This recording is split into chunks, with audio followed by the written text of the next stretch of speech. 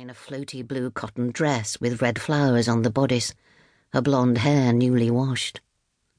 Flora felt hot and dirty in her once pristine white trousers and now crumpled pale green shirt. She was glad there would be time for a shower before supper. The interior of the villa was a warren of rooms. It had started off long ago as a modest place, bought by Matt's grandparents as a boat hole after the war. They'd gradually built on rooms as the family grew.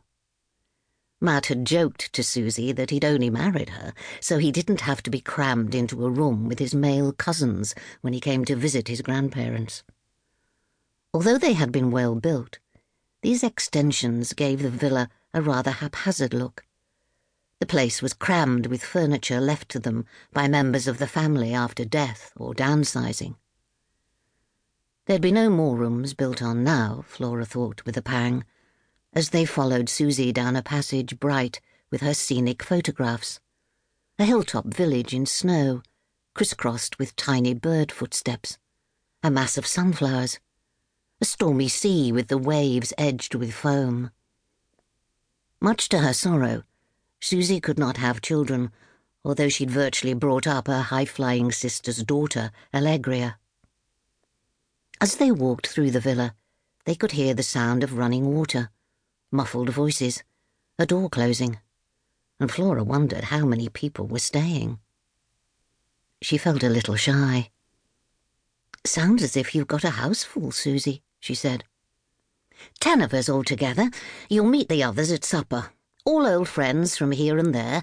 Some are work colleagues. I don't think you've met them, but you'll like them," she said cheerfully. "Of course we will," Flora said gamely, disappointed that none of their shared London friends would be here. Susie opened a door in front of her. "Here we are. You've got a tiny bathroom. Hopefully the plumbing all works, although the water can be a bit temperamental. Being British, Cecily and Frank put in lots of bathrooms. Not every room has one, but yours has." "Lovely, thank you, Susie. We're so glad to be here," Hugo said, looking relieved, as if he'd expected to be housed in some stiflingly hot hovel. "I'll leave you to it. Come through when you're ready. You'll see the door to the back garden. That's where we congregate for supper. Oh, I'm so glad you're here. We've so much to catch up on. We want to hear all about your clever girls going to college in the US. So forward-thinking of them." Flora and Hugo looked round the small white bedroom. It had a double bed, covered with a blue Provençal-patterned bed cover, matching the curtains, an old-fashioned dressing table with a wobbly leg, which Hugo had to prop up with a piece of their boarding card, and a couple of small cane-bottomed chairs. Though neither of them remarked upon it as they started to unpack, they both felt lonely in this small, neat room without their daughters nearby. The window blinds were down to keep out the midday heat, and Flora went over to look out over the back garden. A turquoise swimming pool shone in the middle of a paved surround, with a summer house beside it. She saw Matt and another man pulling the sunbeds under an awning to make more space for a table laid for supper.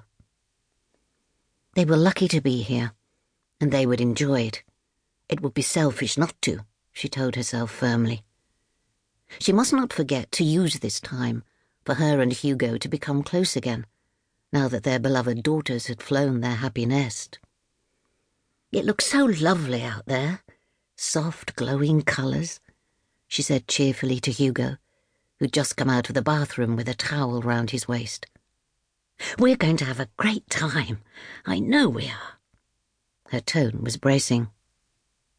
"Yes, of course we are," he said. But there was no enthusiasm in his voice, and he turned away from her as he got dressed, as if they didn't know each other at all. Chapter 2. Hugo was ready for supper before she was, and about to go out to the garden to join the others, but she asked him to wait a moment so they could go together. She just had to put on her sandals and brush her hair. "Don't be long," he said, hovering by the door. "I'm dying."